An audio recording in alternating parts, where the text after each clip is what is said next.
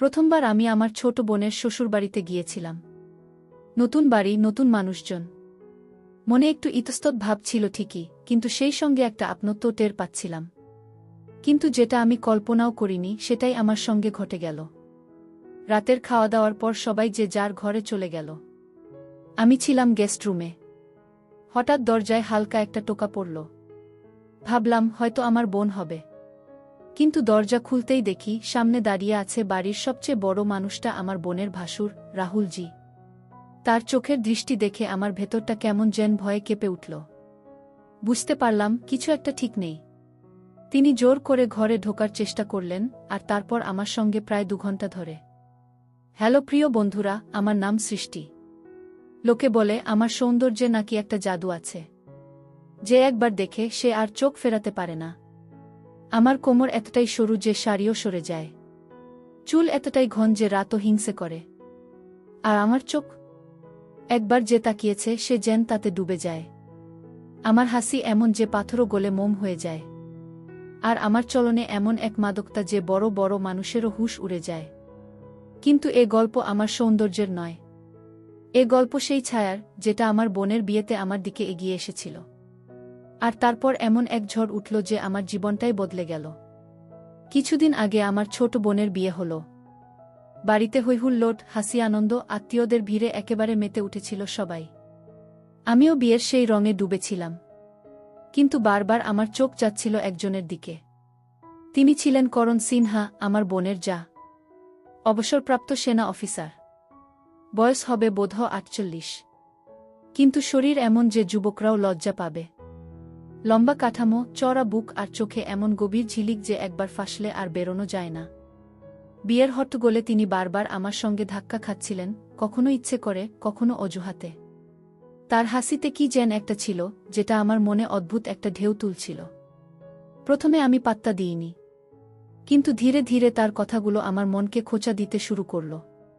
কখনো আমার শাড়ির প্রশংসা, কখনো আমার হাসি দেখে গভীর নিঃশ্বাস, কখনো এমন কথা যা সরাসরি না হলেও অনেক কিছু বলে যেত।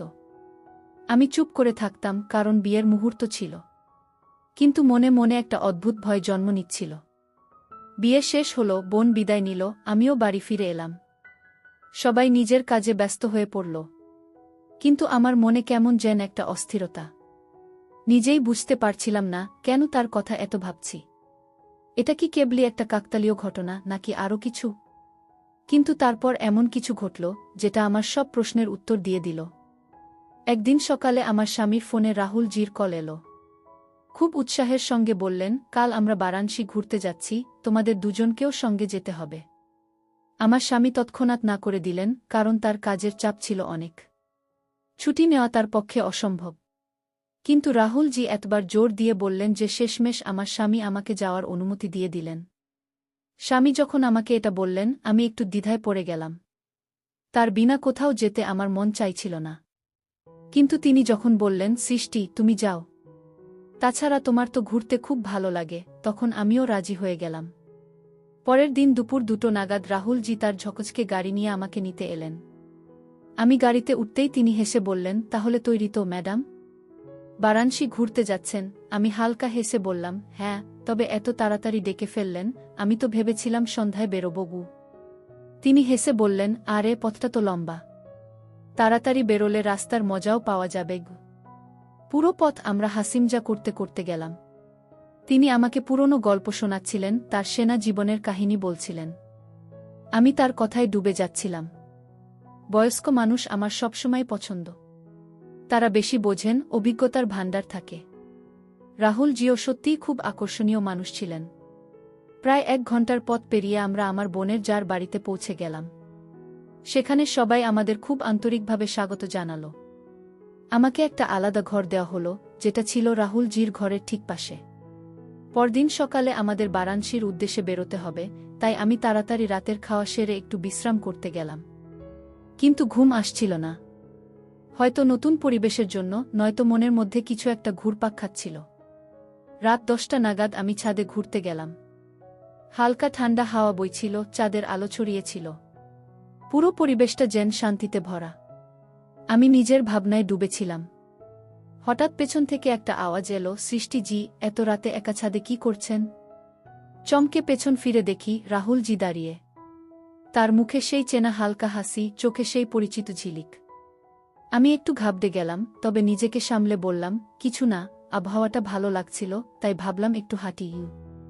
তিনি কাছে এসে দাঁড়ালেন। বললেন, একা আবহাওয়ার মজা নিতে কি আর মজা?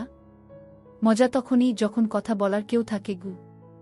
আমি হালকা হেসে বললাম, আপনি তো সবসময় কথা বলতে তৈরি থাকেন গি। তিনি হেসে বললেন, আরে আপনার সঙ্গে কথা বলতে ভালো লাগে। আপনি খুব বোঝদার আর শালীন। আজকাল এমন মানুষ কমই পাওয়া যায়। তার কথায় একটা মিষ্টত্ব ছিল, যেটা আমার ভেতরে গিয়ে ঠেকছিল। হয়তো তার বয়সের জন্য, নয়তো তার অভিজ্ঞতার কারণে। হঠাৎ তিনি বলে উঠলেন, আপনার স্বামী খুব ভাগ্যবান। এত সুন্দর আর বুদ্ধিমতী স্ত্রী পেয়েছেন গু।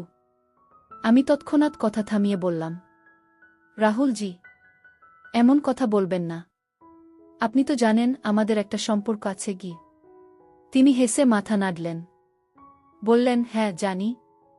আমি শুধু একটা কথা বলছিলাম। কখনো কখনো মানুষ মনের কথা কাউকে বলতে পারে না, কিন্তু মন চায় কেউ একজন থাকুক যার কাছে মন খুলে বলা যায়। তার কথায় কি জেন ছিল, যেটা আমাকে পুরোপুরি অস্বস্তিতে ফেলতে পারছিল না। হয়তো কারণ তিনি আমার শ্বশুর নন, আমার বোনের যা। একটু দূরত্বের সম্পর্ক, কিন্তু তার চোখের আপনত্বটা কোথাও একটা আমাকে ছুঁয়ে যাচ্ছিল। আমরা দুজন ছাদের কার্নিশে হেলান দিয়ে দাঁড়িয়ে রইলাম। তিনি আকাশের দিকে তাকিয়ে বললেন, সৃষ্টি জি, কখনো কি মনে হয়েছে, যখন একজন মানুষ জীবনের এমন একটা পর্যায়ে থাকে যেখানে সবকিছু কাছে থাকে, তবু মনটা খালি মনে হয়? আমি চুপ করে রইলাম। কি উত্তর দেব? কিছুক্ষণের নীরবতার পর তিনি নিজেই কথা বদলে ফেললেন। বললেন, কালকের যাত্রার জন্য কিছু তৈরি করেছেন? বারাণসীতে দেখার মতো অনেক কিছু আছে গি। আমি মাথা নেড়ে বললাম, হ্যাঁ, একটু আধটু জিনিস গুছিয়ে নিয়েছি। তেমন কিছু লাগবে না গি। তিনি হেসে বললেন, আপনার মতো সাদাসিধে মানুষই সবচেয়ে সুন্দর গু। আমি শুধু হালকা হাসলাম, কিন্তু মনের ভেতরে কিছু একটা চলতে শুরু করল। তার কথাগুলো আমার কাছে স্বাভাবিক মনে হচ্ছিল না। হয়তো তিনি বেশি কিছু বলে ফেলেছিলেন, নয়তো আমার মনই বেশি ভাবছিল।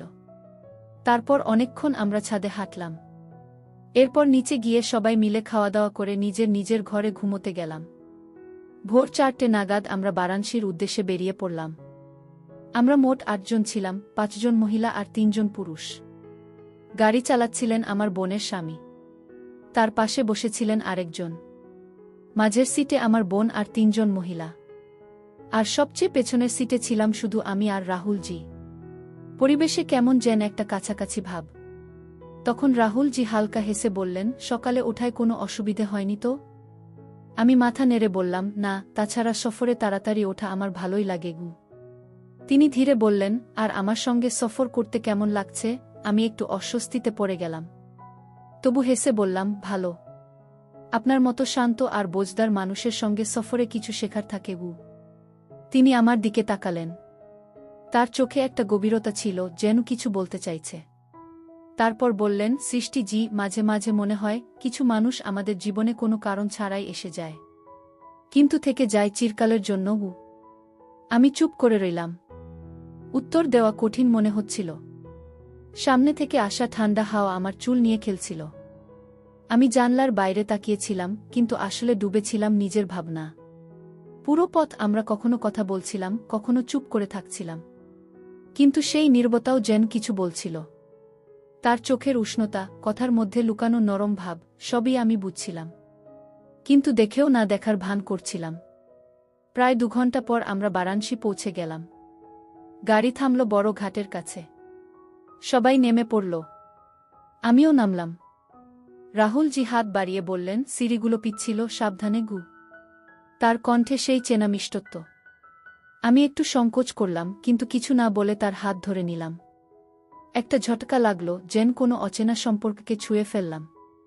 মুহূর্তটা ছোট ছিল, কিন্তু অনেক কিছু বলে গেল। তারপর আমরা ঘাটে পৌঁছলাম। গঙ্গার ঢেউগুলো ঠান্ডা ছিল, কিন্তু বেশ অস্থির। রাহুল জির কণ্ঠস্বর কানে ভাসছিল, আর আমি নিজের মনের আওয়াজ শোনার চেষ্টা করছিলাম। রাহুল জি সব জায়গায় আমার আশপাশেই ছিলেন। ছবি তোলা থেকে শুরু করে কিছু কেনাকাটাস বেতেই তার মুখে একটা অদ্ভুত শান্তি। আর আমিও তার উপস্থিতিতে একটা অজানা আরাম পাচ্ছিলাম। সন্ধ্যায় যখন আমরা হোটেলে ফিরলাম, শরীরটা ক্লান্ত ছিল, কিন্তু মন অস্থির। তখন রাহুলজি ধীরে বললেন, আজকের সন্ধ্যায় গঙ্গার আরতি আবার দেখব। শুধু আপনি আর আমি। আমি চমকে গেলাম। বাকি সবাই তাদের ঘরে ছিল। আমি নিজেও বুঝতে পারছিলাম না আমি কি করছি। কিন্তু কেন জানি না, আমি তার কথায় রাজি হয়ে গেলাম। সন্ধ্যায় যখন আমরা ঘাটে পৌঁছলাম তখন হালকা অন্ধকার। আরতির আলো ঢেউয়ের উপর পড়ছিল। ভিড়ের কোলাহল, কিন্তু আমাদের মাঝে নীরবতা। সেই নীরবতা যেটা শব্দের চেয়েও গভীর। তখন তিনি আমার দিকে তাকিয়ে বললেন, সৃষ্টিজি, কখনো কি কারো সঙ্গে কিছু না বলে জুড়ে গেছেন? কোনো নাম না দিয়ে, কোনো সম্পর্ক না বানিয়ে, শুধু মন থেকে মন? আমি কিছু বললাম না, শুধু গঙ্গার ঢেউয়ের দিকে তাকিয়ে রইলাম। কিন্তু সত্যি বলতে আমার ভেতরেও কিছু বইতে শুরু করেছিল। গঙ্গার সেই ঢেউয়ের মতোই রাতের নিস্তব্ধতা গাছিল। হোটেলের সব ঘরের দরজা বন্ধ, কিন্তু আমার মনের জানলাগুলো খোলা। ঠিক গঙ্গার সেই তীরের মতো, যেখানে দিনভর ভিড় থাকে আর রাত হলেই নিঃসঙ্গতা এসে পাশে বসে। আমি জানলা দিয়ে বাইরে তাকিয়েছিলাম। ঢেউয়ের মধ্যে একটা অদ্ভুত সুর, কিন্তু মনের ভেতরে কেমন যেন একটা অস্থিরতা। তখন দরজায় হালকা একটা টোকা, মৃদু, কিন্তু তাতেই বুকের ধড়কন বেড়ে গেল। আমি দাঁড়িয়েই রইলাম, শ্বাস আটকে। আবার টোকা। আমি আস্তে দরজা খুললাম। সামনে রাহুলজি। তার মুখে সেই গভীর শান্তি, কিন্তু চোখে কিছু একটা অজানা। কোনো উদ্বেগ নয়তো কোনো অসমাপ্ত কথা। তিনি বললেন, মাফ করবেন, বিরক্ত করলাম না তো? তার কণ্ঠস্বর মৃদু, কিন্তু ভেতরে গিয়ে ঠেকে। আমি মাথা নেড়ে বললাম, না। আপনি কিছু বলতে এসেছেন? তিনি আমার চোখে তাকিয়ে বললেন, হ্যাঁ, একটা কথা, যেটা অনেক দিন ধরে মনে ছিল। হয়তো আজ বলার সময় এসেছে। আমি চুপচাপ একপাশে সরে দাঁড়ালাম। তিনি আস্তে ঘরে ঢুকলেন। ঘরটা সেই একই ছিল, পরিবেশও এক, কিন্তু কিছু একটা বদলে গিয়েছিল।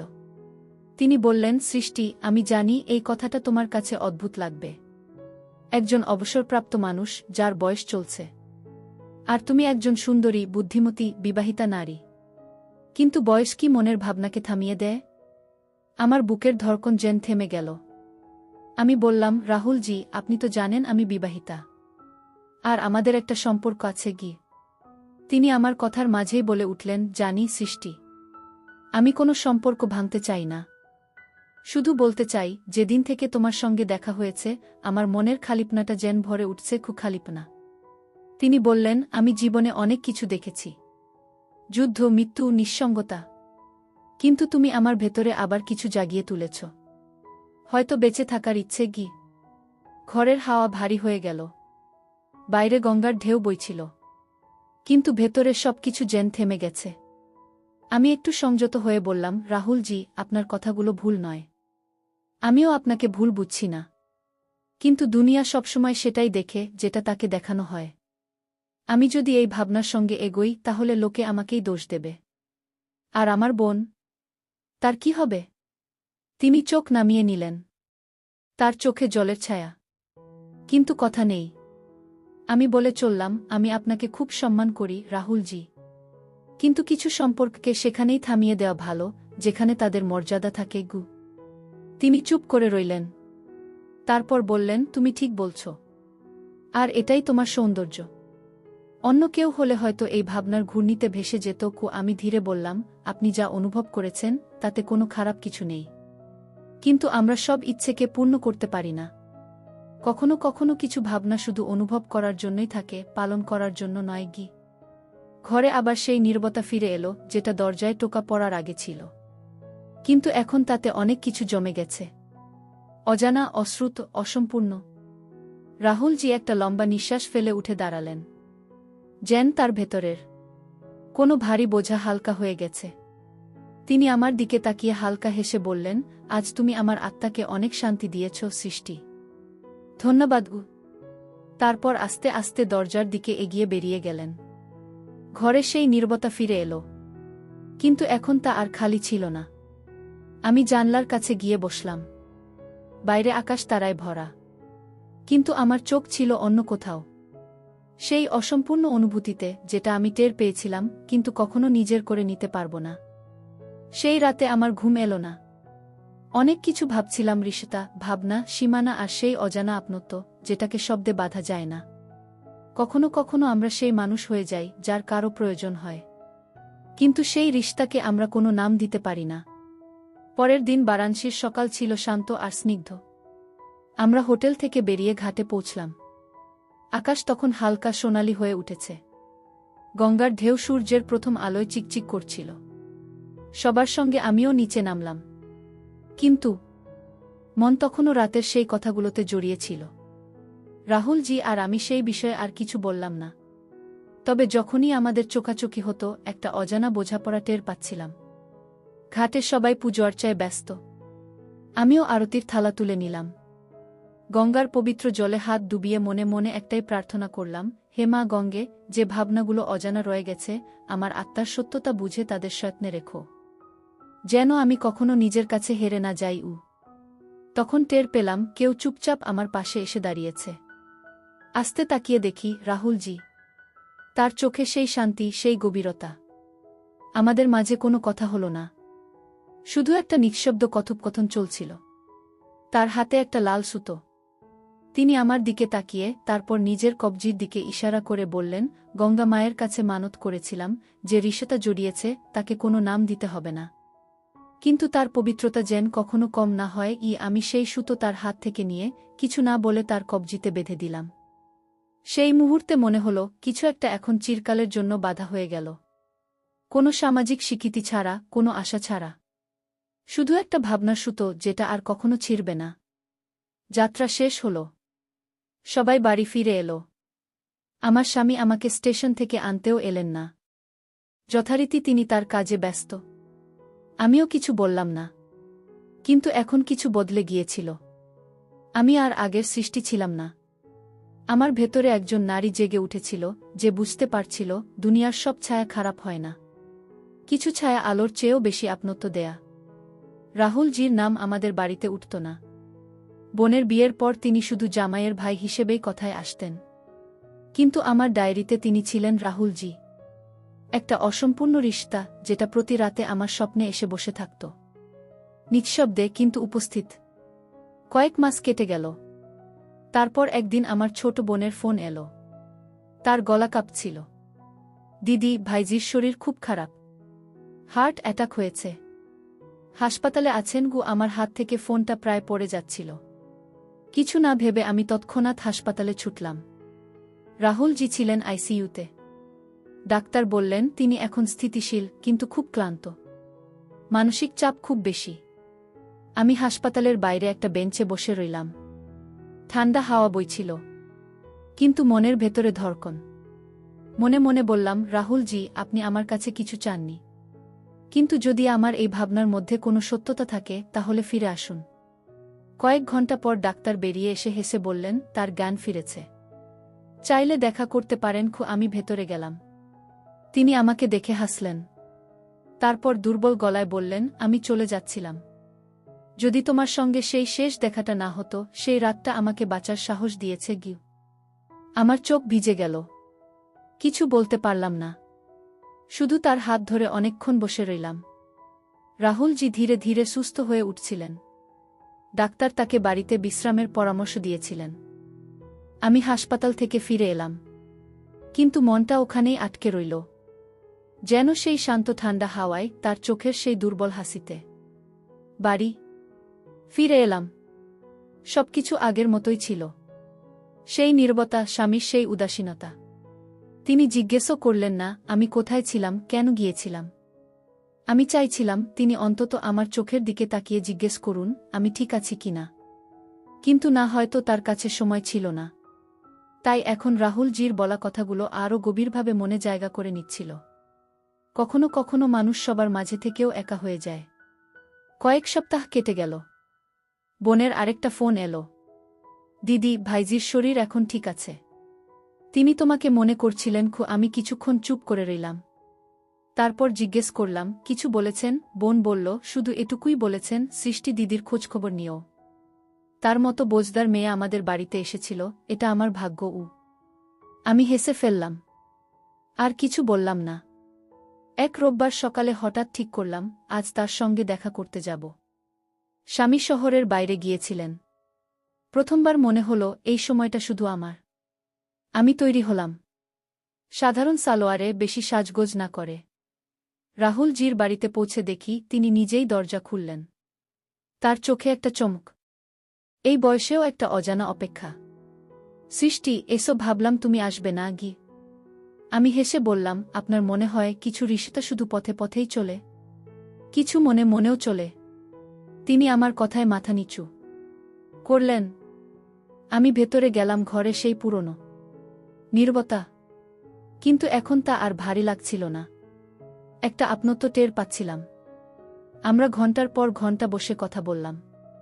জীবনের কথা, রিশতার কথা, একাকিত্বের কথা আর সেই স্বপ্নের কথা যেগুলো কখনো দেখাই হয় না। রাহুলজি ধীরে বললেন, আমি জানি সৃষ্টি, আমরা কখনো একে অপরের হতে পারব না। কিন্তু তোমার সঙ্গ আমার বেঁচে থাকার কারণ হয়ে গেছে গি।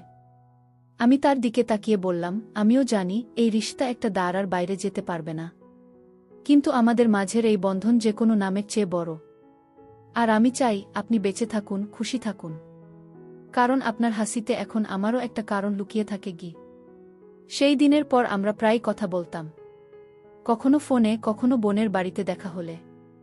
আমাদের রিশতা আরও গভীর, কিন্তু আরও শান্ত হয়ে গিয়েছিল। আমরা দুজনেই একটা বোঝাপড়া তৈরি করে নিয়েছিলাম। আমরা একে অপরের জীবনের অচেনা থাকব না, কিন্তু কখনো পুরোপুরি নিজেরও করতে পারব না। কিন্তু দুনিয়া এত সহজ নয়। একদিন আমার স্বামী চুপচাপ আমার ফোন চেক করলেন। তার চোখে পড়ল রাহুল জির নামে কিছু কল আর মেসেজ। সন্ধ্যায় যখন তিনি বাড়ি ফিরলেন, তার মুখে প্রথমবার রাগ দেখলাম। রাহুল জির সঙ্গে এত কথা কেন? তিনি তোমার বোনের যা, তোমার দেওর নন। একটা সীমা থাকে সৃষ্টিগু। আমি চুপচাপ তার চোখের দিকে তাকালাম।